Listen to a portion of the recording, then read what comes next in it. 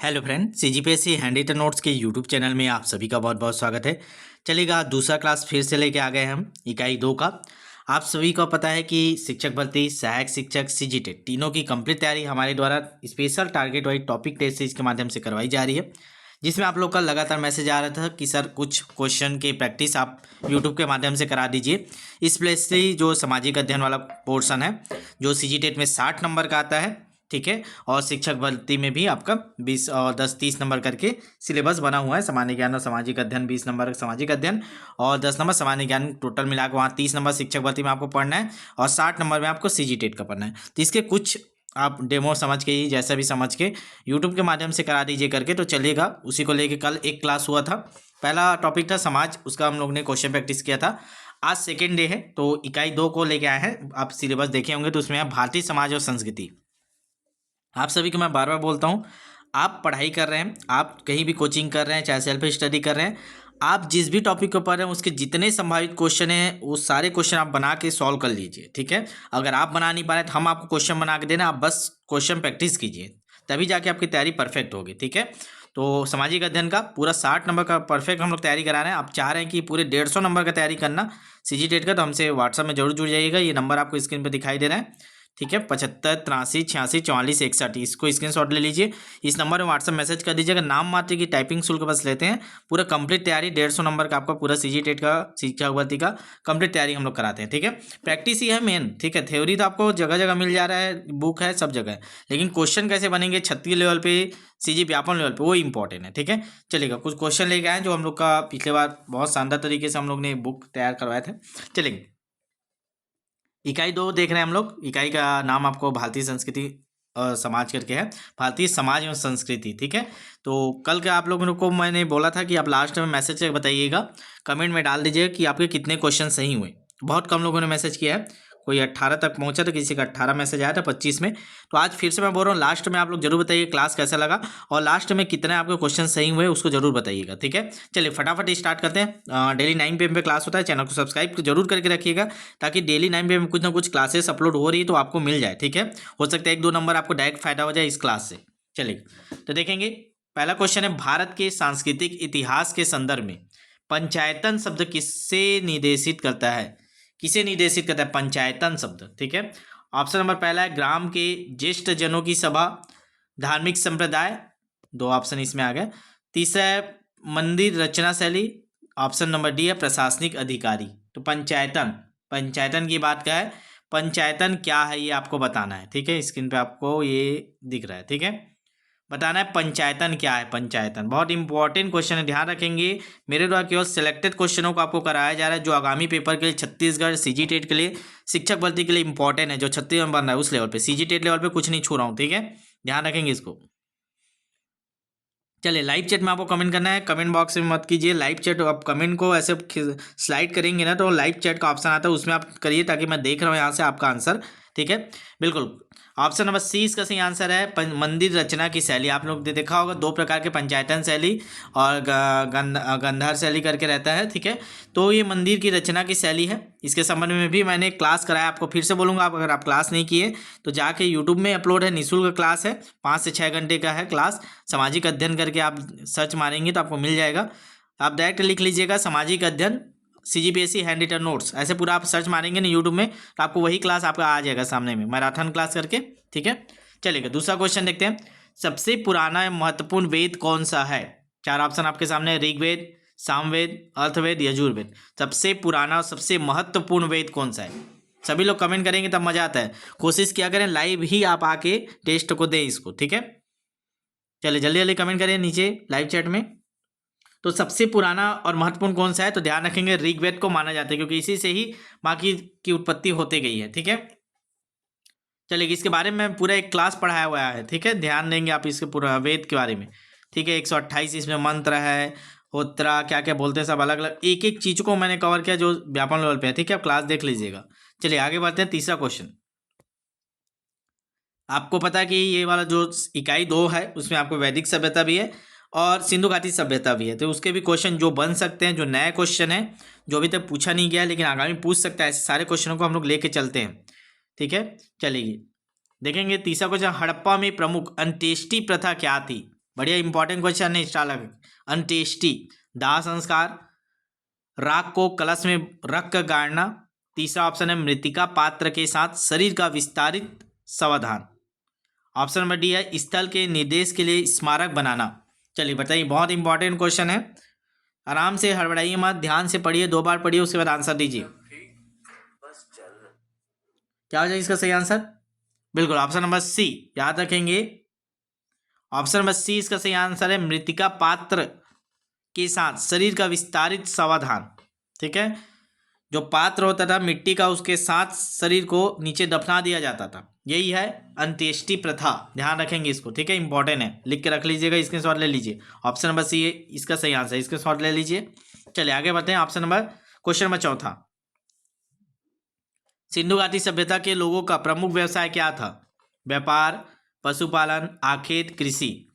ध्यान देंगे, जिन लोग सहायक शिक्षक का भी तैयारी कर रहे हैं उनके लिए भी उपयोगी है, क्योंकि सामान्य ज्ञान 10 नंबर में आपको पूरा ये सारी चीज़ें पढ़ना है।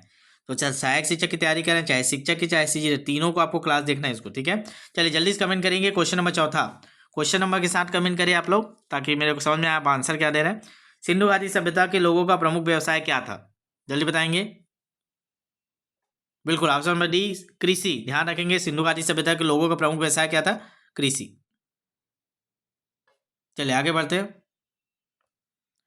व्यापार भी करते थे वो, लेकिन कृषि को लिया जाता है। चलिए आप ऑप्शन नंबर डी। चलिए क्वेश्चन नंबर 5वां देखते हैं। सिंधु सभ्यता की प्रमुख विशेषता क्या थी? सिंधु सभ्यता की प्रमुख विशेषता क्या थी? धार्मिक स्थिति, आर्थिक स्थिति, ग्रामीण सभ्यता, नगर योजना, वास्तुकला। जल्दी बताएंगे क्वेश्चन नंबर 5वां का।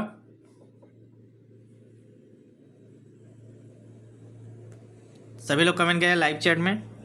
चैनल को जरूर सब्सक्राइब करके रखिएगा ना, ताकि जो भी क्लास हो रहे हैं आपके अभी इंपॉर्टेंट क्लास होंगे, क्योंकि आपको आगामी सीजी टेट का पेपर है, तो उसके लिए जितने भी इंपॉर्टेंट है उसको हम करा ही रहे हैं। ठीक है, तो ताकि आपको नोटिफिकेशन मिल जाता है ना, आप सब्सक्राइब करके रखेंगे, 30 में पहले आपको अलग से मैसेज आ जाता है कि क्लास होने वाली है। चलिए इसका सही आंसर हो जाएगा ऑप्शन नंबर डी। आप सभी पता है सिंधु घाटी सभ्यता नगरीय सभ्यता थी, तो नगर योजना एवं वास्तुकला इसकी प्रमुख विशेषता थी। ठीक है, 90 डिग्री पे थे सारे रोड। चलिए आगे देखते हैं क्वेश्चन नंबर 6वां। सिंधु सभ्यता के निर्माता थे आर्य जाति के लोग, द्रविड़ जाति के लोग, हिंदू धर्म के लोग, विदेशी लोग। तो जो सभ्यता थी सिंधु घाटी सभ्यता, उसका निर्माण किसने किया था? जल्दी बताएंगे क्वेश्चन नंबर 6वां का आंसर कमेंट करेंगे। बिल्कुल सही जवाब ऑप्शन बी, द्रविड़ जाति के लोग। ध्यान रखेंगे, सिंधु घाटी सभ्यता के निर्माता किसे माना जाता है? तो द्रविड़ जाति के लोगों को। जैसा पैटर्न चल रहा है, जैसा पूछा जा रहा है 36 लेवल पर, उसी पैटर्न के सारे क्वेश्चन सेलेक्टेड किए गए हैं ना, ध्यान रखेंगे इसको। अगला क्वेश्चन है, सिंधु घाटी सभ्यता में सर्वप्रथम उत्खनन हड़प्पा में कब हुआ था? 1912 में, 1902 में, 1932 में, 1921 में। बताइए सबसे पहला उत्खनन का जो कार्य है वो हड़प्पा में कब हुआ था? क्वेश्चन नंबर 7वां का आंसर करेंगे राखाल दास बनर्जी के द्वारा। जी बिल्कुल ऑप्शन नंबर डी 1921। याद रखेंगे, हड़प्पा में सबसे पहली बार खुदाई कब हुई थी? 1921 में। ऑप्शन नंबर डी इसका सही आंसर है। चलिए क्वेश्चन नंबर 8वां, मोहनजोदड़ो का अर्थ है भूटो का टीला, कृष्ण का महल, मुर्दों का टीला, प्राचीन महल का नाम। जल्दी बताइए मोहनजोदड़ो का अर्थ है। क्वेश्चन नंबर 8वां का आंसर करेंगे जल्दी से। बिल्कुल सही जवाब ऑप्शन नंबर सी, मुर्दों का टीला बोला जाता है। याद रखेंगे मोहनजोदारो को मुर्दों का टीला। इस पर एक पिक्चर भी बनी हुई है। खाली समय में जब बोर लगते हैं तो रील देखने जगह आप लोग एक मूवी भी देख लीजिए मोहनजोदारो। ये मूवी आपको यूट्यूब में भी मिल जाएगी। ठीक है, चलेगा आगे देखते हैं क्वेश्चन नंबर 9। त्रिपिटक किस भाषा में लिखित है? पाली भाषा, संस्कृत भाषा, प्राकृत भाषा, हिंदी। जैन और बौद्ध दोनों के जितने भी ग्रंथ हैं सारे को मैंने क्लास में करवा चुका हूँ। ठीक है, बहुत सारे क्लासेस मेरे द्वारा करवा चुके हैं, तो उसको प्लेलिस्ट में आपको जाके देखना है। ठीक है, चलिए बताएंगे त्रिपिटक किस भाषा में लिखित है? क्वेश्चन नंबर 9 का आंसर करेंगे जल्दी। बिल्कुल ऑप्शन नंबर ए, पाली। ध्यान रखेंगे, त्रिपिटक किस भाषा में लिखित है? पाली। आप काउंट करते जाइए, बाद में भी देखते हैं। तो अभी आप कमेंट नहीं कर रहे हैं, तो आप कम से मन में आंसर को आप क्लिक किया करें, उसका देखा करें सही हो रहा है गलत, और उसको काउंट करेंगे और लास्ट में कमेंट कर बताएंगे कि आपके कितने क्वेश्चन सही हुए। जितने लोग देख रहे हैं सब लोग बताइएगा कितने क्वेश्चन सही हुए। अगला क्वेश्चन, भारत की यात्रा पर आने के बाद भारत के इतिहास का वर्णन करने वाले पहले चीनी यात्री का नाम क्या था? मेगास्थनीज, हेनसोंग, फाहियान, एरियन। तो बताना है भारत की यात्रा पर आने के बाद भारत के इतिहास का वर्णन करने वाला पहला चीनी यात्री की बात क्या है, कौन था? देखेंगे इसी लेवल के क्वेश्चन आपको देखने को मिलेंगे एग्जाम में। आप जहाँ भी पढ़ रहे हैं, कहीं कोचिंग कर रहे हैं, तो आप इस लेवल के क्वेश्चन सॉल्व कीजिए, तभी जाके आपका सीटेट क्लियर होगा, शिक्षक भर्ती में चयन होगा। आप कुछ भी थ्योरी पढ़ते हैं तो उससे क्वेश्चन बना बना के पढ़ा करें। चलिए जल्दी बताएंगे इसका सही answer. Option number 10, question number 10 का आंसर क्या ऑप्शन है? बिल्कुल ऑप्शन नंबर सी, फाहियान। याद रखेंगे, चीनी यात्री फाहियान ने भारत के इतिहास का वर्णन अपने पुस्तक में सीयूकी थे ना, उसमें किया था। चलिए आगे देखेंगे। क्वेश्चन नंबर 11 आपके स्क्रीन पे दिखाई दे रहा है, निम्न में से कौन सी रचना हर्ष द्वारा रचित नहीं है? आप लोग जल्दबाजी में क्या करते हैं, हर्ष द्वारा रचित है करके फटाक से मार देंगे। नहीं शब्द को जैसे देखते हैं आप एग्जाम में बैठे रहते हैं, फटाक से उसको गोला किया करें। पेपर सॉल्व करते रहते हैं तो जैसे नहीं दिखता तो उसको गोला घेर दिया करें, नहीं को हाईलाइट कर दिया करें। तो कौन सी हर्ष द्वारा रचित नहीं है? रत्नावली, प्रियदर्शिका, हर्ष चरित्र, नागानंद। जल्दी बताएंगे। चलिए नया क्वेश्चन है, मैं मान रहा हूँ आपको थोड़ा सा कठिन जा रहा होगा। अगर आप तैयारी नहीं की अच्छे लेवल पे तैयारी कीजिए, अच्छे क्वेश्चन प्रैक्टिस कीजिए। थ्योरी ज़्यादा नहीं पढ़ पा रहे, क्वेश्चन जितना ज़्यादा प्रैक्टिस करेंगे उससे थ्योरी भी क्लियर होते जाता है, क्योंकि ज़्यादा बड़ा सिलेबस नहीं है आपके शिक्षक भर्ती में। क्या हो जाएगा? हर्ष चरित्र, ये नहीं है, ध्यान रखेंगे। बाकी रत्नावली, प्रियदर्शिका, नागानंद, ठीक है, ये तीनों आपके हर्ष द्वारा रचित है। तो हर्ष द्वारा रचित है रत्नावली, प्रियदर्शिका, नागानंद, ठीक है। ये हर्ष चरित्र ये नहीं है, तो इसका सही आंसर हो जाएगा ऑप्शन नंबर सी। चलिए अगले क्वेश्चन के ऊपर है, थोड़ा सा ब्लर है पीडीएफ, ध्यान रखेंगे। अपौरुषेय कहा गया है, किसे कहा गया अपौरुषेय? वेदों को, पुराणों को, उपनिषदों को, महाकाव्यों को। तो किसे अपौरुषेय कहा गया है? जल्दी ऑप्शन देखें। बिल्कुल ऑप्शन नंबर ए, वेदों को। ध्यान रखेंगे, वेदों को अपौरुषेय कहा गया है, मतलब इसका निर्माण भगवान ने किया, किसी पुरुष ने नहीं किया, ये उसका अर्थ है ना अपौरुषेय। चलिए अगला क्वेश्चन, क्वेश्चन नंबर 13 आपके स्क्रीन पे है। जाति प्रथा का विकास हुआ था किस काल में? ऋग्वैदिक काल में, उत्तर वैदिक काल में, महाभारत काल में, इनमें से कोई नहीं। जल्दी कमेंट करेंगे, लाइव चैट में आप लोग आंसर देते जाइए, तभी आपका याद होता है आंसर। आप गलत भी आंसर दे रहे हैं तो उसके बाद आपका दिमाग क्लिक करेगा, अरे इसका गलत दे दिया, ये सही आंसर है, तो लंबे समय तक आपको याद रहेगा। जाति प्रथा का विकास कब हुआ था, किस काल में? बताएंगे जल्दी से। इसका सही आंसर हो जाएगा ऑप्शन नंबर बी, उत्तर वैदिक काल। ध्यान रखेंगे, उत्तर वैदिक काल में जाति प्रथा का विकास हुआ था, ठीक है। जाति प्रथा उसी समय बढ़ा था ये, ठीक है। उत्तर वैदिक काल में अलग अलग जाति में बटे थे। चलिए क्वेश्चन नंबर 14 आपकी स्क्रीन पे है। निम्नलिखित में कौन सा स्रोत ऐतिहासिक साहित्यिक स्रोत नहीं है? जैन ग्रंथ, बौद्ध ग्रंथ, अभिलेख, ब्राह्मण ग्रंथ। इनमें कौन सा जो ऐतिहासिक, इतिहास के बारे में नहीं पता चलता, इनमें से किससे?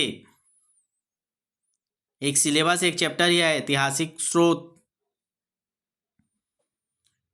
चलिए जल्दी जल्दी आंसर करेंगे, ध्यान रखेंगे, मैं बार बार बोल रहा हूँ क्वेश्चन प्रैक्टिस बहुत जरूरी। अब समय आ चुका है, आपको क्वालिफाई करना है एक ही बार में, तो आपको क्वेश्चन प्रैक्टिस दबा के करना चाहिए। जितना आप थ्योरी 3 घंटा पढ़ें, 6 घंटे क्वेश्चन प्रैक्टिस कीजिए। बहुत शानदार क्वेश्चन सेट आपको हमसे मिल जाएगा, देख लेंगे। डेली आपको टाइम टेबल के अनुसार एक टारगेट दे के हम लोग प्रैक्टिस करा रहे हैं। चलिए क्वेश्चन का इसका आंसर बताइए जल्दी। बिल्कुल, तो देखिए साहित्यिक स्रोत बोला है ना, ध्यान दीजिएगा क्वेश्चन में साहित्यिक स्रोत। तो जैन धर्म भी ये है साहित्यिक स्रोत है, इसके अंदर बहुत सारे पुस्तक लिखे हुए हैं। बौद्ध ग्रंथ भी है, ब्राह्मण ग्रंथ, लेकिन अभिलेख, अभिलेख तो पत्थर में खुदे रहते हैं, ऐतिहासिक, ठीक है, ये पुरातत्व के अंतर्गत आता है, ठीक है। तो ये साहित्यिक स्रोत में नहीं आते, ध्यान रखें, अभिलेख जो मिलता है, ठीक है। चलिए क्वेश्चन नंबर 15 आपके स्क्रीन पे है, क्वेश्चन बड़ा है, ध्यान से पढ़ेंगे। निम्नलिखित में कौन सिंधु घाटी सभ्यता की धौलावीरा साइट की सबसे अनूठी विशेषता है? धौलावीरा कौन से स्थल की बात करें हम? धौलावीरा, इसके बारे में बताइएगा। इसके शहर क्षैतिक रूप से कई भागों में विभाजित थे, इसके शहरों को असमान रूप से विभाजित किया गया था, इसके शहरों को 3 भागों में विभाजित किया गया था, इनमें से कोई नहीं। तो जल्दी बताइए धौलावीरा के बारे में, इंपॉर्टेंट है ना धौलावीरा। जल्दी आंसर करेंगे क्वेश्चन नंबर 15 का। जिन लोग भी यूट्यूब में पहली बार देख रहे हैं चैनल को तत्काल सब्सक्राइब कर लीजिए, नीचे देख लीजिए आपका सब्सक्राइब है कि नहीं, और बगल में बेल आइकन जो घंटी का है उसको नोटिफिकेशन ऑन करके रखें, ताकि जैसे ही क्लास हो आपको 30 मिनट पहले नोटिफिकेशन मिल जाए, कोई भी क्वेश्चन आपका ना छूटे। एक एक नंबर इंपॉर्टेंट, आप सभी को पता है, सीजी टेट के लिए क्वालिफाई होने के लिए शिक्षक भर्ती में पॉइंट पॉइंट में खेल होता है। तो क्या हो जाएगा इसका सही आंसर? Option number C. इसके शहरों को 3 भागों में विभाजित किया गया था। धौलावीरा की विशेषता है कि इसके जो शहरों को 3 भागों में विभाजित किया गया, अलग अलग लेवल वाइज थे। ठीक है, चलिएगा आगे देखते हैं क्वेश्चन नंबर 16। प्रारंभिक आर्यों के बारे में निम्न कथन में से कौन सा सही नहीं है? देखिए यहाँ ज़्यादा क्वेश्चन मैं करा नहीं पा रहा हूँ, ठीक है, इसीलिए मैंने सारे टॉपिक के कुछ कुछ आपके एग्जाम्पल के लिए हैं कि आपको लेवल, इस लेवल पे क्वेश्चन आपको सॉल्व करने हैं। अगर आपके बुक के पीछे 10, 15, 20 क्वेश्चन बस है, आप वही सॉल्व करके आप सोच रहे कि एग्जाम में मैं कॉन्फिडेंस के साथ जाऊँ, बन जाएगा, तो आप धोखे में रहे। ठीक है, धोखे में ना तो रहिए, जितना ज़्यादा क्वेश्चन प्रैक्टिस कीजिए इसी लेवल पे, तब जाके आपका चयन पक्का होगा। ठीक है, चलिए क्वेश्चन के बार बार पढ़िए। प्रारंभिक आर्यों के बारे में निम्न कथन में से कौन सा सही नहीं है? बोला, फिर से मैं बोला हूँ आपको, जहाँ नहीं दिखता है गोला घेर दिया करें ताकि आंसर गलत ना ले। वे संस्कृत बोलने वाले थे, वे घुड़सवारी किया करते थे, वे कई झुंडों में भारत पहुंचे, वे मुख्यतः नगरों में निवास करते थे। आर्यों की बात की है, आर्य, इसका तो मेन एक ही चीज में आप गलत कर देंगे, क्योंकि आर्य की ग्रामीण सभ्यता थी, सिंधु घाटी सभ्यता नगरी थी, आर्य की जो सभ्यता थी ग्रामीण। तो ऑप्शन नंबर डी ये गलत हो गया, नगरों में निवास कर, नहीं भाई वो तो ग्रामीण थे। ठीक है, तो बाकी सही है, वो संस्कृत बोलना जानते थे, घुड़सवारी भी करते थे, कई झुंडों में भारत आए थे। ठीक है, चलिए अगले क्वेश्चन को आगे बढ़ रहे हैं। लास्ट में आप लोग बताएंगे कितना सही हुआ, अपने नाम के साथ जरूर कमेंट करेंगे। क्लास का फीडबैक जरूर दिया करें ताकि अगला दिन क्लास आए। ठीक है, 1-2 क्लास की बात किया था मैंने कल, आप लोग ने बोला कि और क्लास करा दीजिए, सामाजिक अध्ययन का कंटेंट नहीं मिल पा रहा है छत्तीसगढ़ सीजी टेट लेवल पे, इसलिए दूसरा क्लास मैं लेके आया हूँ आज। ठीक है, कल देखते हैं आपके जैसा रिस्पॉन्स होगा उस हिसाब से अगला तीसरा इकाई लेके आएंगे। आप लोग बोलेंगे तो लेके आएंगे, नहीं तो बैच में हम लोग करा ही रहे हैं। ठीक है, चलिएगा अगला क्वेश्चन पढ़ लिए। वैदिक गणित का महत्वपूर्ण अंग है, मतलब जो वैदिक गणित हम लोग पढ़ते हो किसका महत्वपूर्ण अंग है पूछ रहा है? शतपथ ब्राह्मण का, शुल्ब सूत्र का, अर्थवेद का, छांदोग्य उपनिषद का। तो वैदिक गणित कहाँ से आया, किसका हिस्सा, ये बताना है आपको। क्वेश्चन नंबर 17 का आंसर करेंगे जल्दी। बिल्कुल इसी लेवल पे क्वेश्चन आपको देखने को मिलेगा, इसीलिए मैं बार बार बोल रहा हूँ क्वेश्चन प्रैक्टिस कीजिए, तब जाके आपको अपना लेवल पता चलेगा, और अभी समय है उसमें सुधार कर पाएंगे। बिल्कुल ऑप्शन नंबर 20 का सही आंसर है शुल्ब सूत्र। तो वैदिक गणित का महत्वपूर्ण अंग है शुल्ब सूत्र, याद रखेंगे ऑप्शन नंबर बी। चलिए अगले क्वेश्चन को आगे बढ़ते हैं। क्वेश्चन नंबर 18 आपके स्क्रीन पे,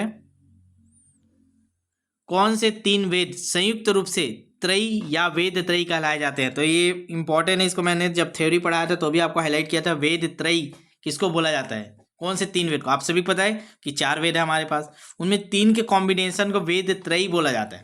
कौन से है वो आप बताएंगे? पहला ऑप्शन आपको दिखाई दे रहा है ऋग्वेद, सामवेद, अथर्ववेद। ऋग्वेद, यजुर्वेद, सामवेद, ऋग्वेद, यजुर्वेद, अथर्ववेद, ऋग्वेद, सामवेद, अथर्ववेद। आपको बताना है किसके कॉम्बिनेशन को वेद त्रयी बोला जाता है, किस 3 के, कमेंट करेंगे। बिल्कुल option number B, Rigveda, Yajurveda, Samaveda. Atharvaveda को आपको छोड़ देना है, ये बाद में आया हुआ था, इसकी रचना बाद में हुई है। तो ये तीनों आपके यज्ञ संबंधित जो है मंत्र संबंधित, ये तीनों एक उसमें है। ठीक है, इसीलिए इसको वेद त्रयी कहा जाता है। Option number B, Rigveda, Yajurveda, Samaveda, याद रखेंगे इसको। चलिए क्वेश्चन नंबर 19 की ओर आगे बढ़ते हैं। भारतीय संगीत का आदि ग्रंथ किसे कहा जाता है? तो भारतीय संगीत का आदि ग्रंथ, बहुत सरल क्वेश्चन है, कौन से वेद में मतलब संगीत के बारे में दिया है, ये आप जानते होंगे तो लगा लेंगे। ऋग्वेद, सामवेद, उपनिषद, यजुर्वेद। संगीत के बारे में बताइए, भारतीय संगीत का आदि ग्रंथ किसे कहा जाता है? कमेंट करिए आप सभी। बिल्कुल ऑप्शन नंबर बी, सामवेद। ठीक है, चलिए एक बार नंबर फिर से मैं बता दूं, तो जिन लोग भी नए हैं अभी तक नहीं जुड़े हमसे, आप चाह रहे हैं इसी प्रकार के, जैसे आपको क्वेश्चन देखे पूरे 150 नंबर के, हर सब्जेक्ट के एक एक टॉपिक वाइज, एक एक चैप्टर वाइज आप प्रैक्टिस करना चाह रहे हैं, जैसे 36 लेवल में आ रहे हैं, तो तत्काल से मैसेज करिएगा। बस केवल टाइपिंग का शुल्क लेते हैं हम लोग, ठीक है, 23 सीरीज का ही, और बाकी और जितने भी क्लासेस सारे निःशुल्क आपको मिल रहे हैं। 75 83 86 44 61 नंबर नोट करेंगे, 7583864461। ठीक है, चलिए अगला क्वेश्चन आगे बढ़ते हैं। क्वेश्चन नंबर 20, ऋग्वेद के किन 6 मंडलों को वंश मंडल या गोत्र मंडल कहा जाता है? देखिए बढ़िया क्वेश्चन है, स्टार लगा लीजिएगा। वंश मंडल, गोत्र मंडल किसे कहा जाता है? दूसरे मंडल से सातवें मंडल तक, पहले मंडल से छठवें मंडल तक, तीसरे मंडल से आठवें मंडल तक, चौथे मंडल से नौवें मंडल तक। आपको बताना है ऋग्वेद के इन 6 मंडलों को वंश मंडल या गोत्र मंडल कहा जाता है, कौन सा बताइए? तो इसका सही आंसर हो जाएगा ऑप्शन नंबर ए, दूसरे से सातवें को। ध्यान रखेंगे, दूसरे से सातवें मंडल को वंश मंडल या गोत्र मंडल कहा जाता है। ऋग्वेद के बारे में हम लोग डिटेल से पढ़ा था, आपको बताया था सभी मंडल के बारे में। अगला क्वेश्चन नंबर 21, आर्य कब भारत आए थे? बढ़िया क्वेश्चन है, ध्यान रखेंगे। 2500 से 1800 ईसा पूर्व, 2000 से 1500 ईसा पूर्व, 200 ईसा पूर्व, 1500 से 1000 ईसा पूर्व। तो आर्य कब आए थे भारत? चलिए बताएंगे इसका answer. Question number 21 option number D, 1500 से 1000 ईसा पूर्व को माना जाता है आर्यों की संस्कृति, ग्रामीण सभ्यता। ठीक है, चलेगा आगे देखते हैं। क्वेश्चन नंबर 22 सुमेलित करना है। देखिए आर्यों का निवास स्थान के बारे में बहुत विवादित है। अलग अलग जो इतिहासकार हैं, पुरातत्ववेत्ता है, वो अलग अलग बताते हैं कि आर्य इस देश से आए थे, इस देश से आए थे। कोई बोलता है यूरोप से आए थे, कोई बोलता है आर्कटिका प्रदेश से आके यहाँ बसे थे, कोई हंगरी से बोल रहा है, कोई तिब्बत से। तो वही मतों को, विद्वानों के मतों से आपको मिलाना है। मोस्ट इंपॉर्टेंट क्वेश्चन है ये। क्वेश्चन ही अपने आप में 4 से 5 क्वेश्चन का निर्माण कर रहे हैं। आपको इसके साथ याद करना। मैं इसीलिए बोलता हूँ जितना ज़्यादा आप क्वेश्चन सॉल्व करेंगे उतने ज़्यादा आपका थ्योरी मजबूत होगा, क्योंकि हर क्वेश्चन में आपके बहुत सारे थ्योरी छुपा होता है। आप क्वेश्चन के थ्रू भी थ्योरी पढ़ सकते हैं। देखेंगे बाल Gangadhar Tilak, William Jones, Swami Dayanand, P Giles, ये विद्वान हैं जिन्होंने बताया कि आर्यों का निवास यहाँ से करके। तो आपको वही बताना है, यूरोप, आर्कटिका, हंगरी, तिब्बत। चलिए कॉम्बिनेशन जमाइए आप चारों, 3 ही कॉम्बिनेशन आपको स्क्रीन पर मैं दिखाई दे रहा है, ABC। इसमें जमाइए कौन सा है, फिर हम उसको याद कर लेंगे। देखिए थोड़ा मारिए, तुक्का भी मार सकते हैं आप इसमें। चलिए इसका सही आंसर क्या हो जाएगा? ऑप्शन नंबर ए इसका सही आंसर है। तो हम लोग इसको याद कर लेते हैं, देखेंगे।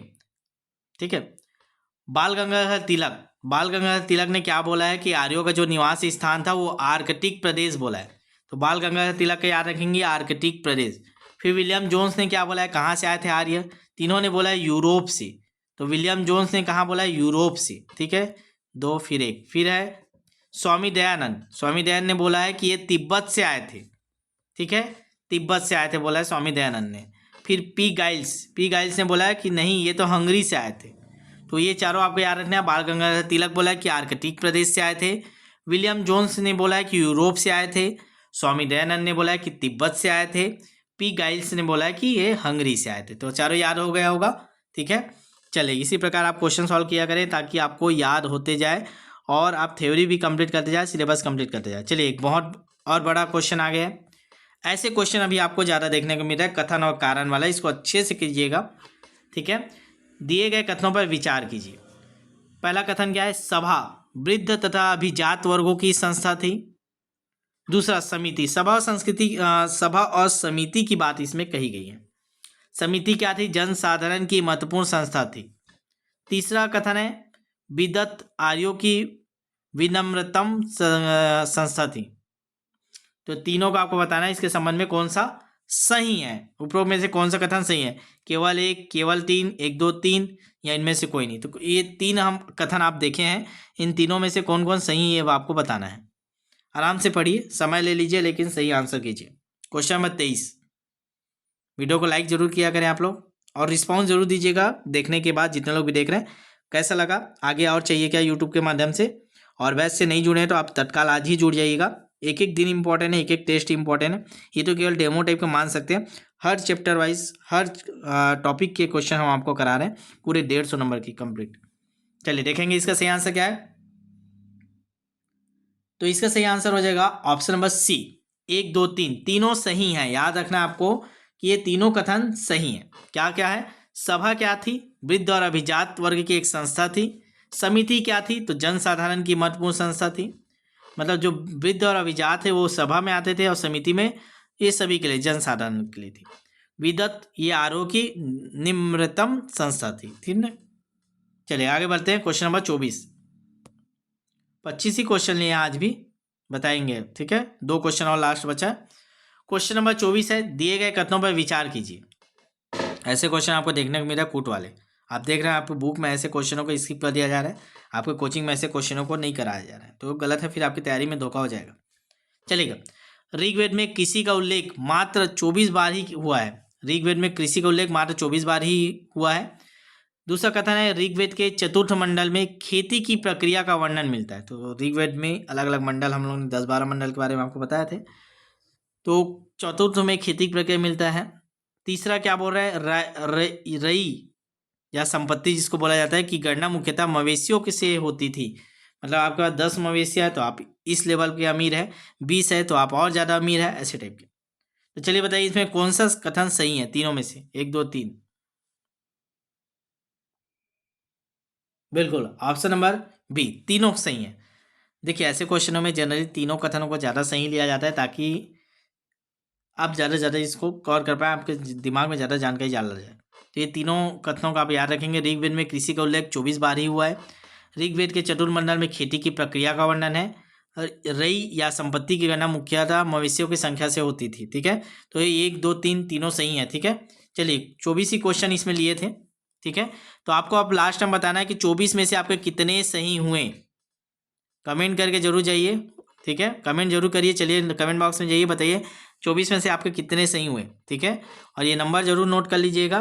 क्लास के बाद अभी आप मैसेज कर दीजिएगा। जिन लोग भी नहीं जुड़े हैं, 75 83 86 44 61, किसी का भी आप तैयारी करें, चाहे सहायक शिक्षक का, चाहे शिक्षक का, चाहे सीजी टेट का, क्वेश्चन प्रैक्टिस जरूर कीजिए। सबसे बेस्ट तरीका है आपको अगर क्वालिफाई करना है, क्वेश्चन प्रैक्टिस एक हैबिट बना लीजिए। डेली आज से लेकर जब तक पेपर नहीं होगा, मैं डेली एक टेस्ट दूंगा, पढ़ पाऊँ चाहे मत पढ़ पाऊँ, ठीक है। तो उसी पैटर्न में हम लोग तैयारी कराते हैं।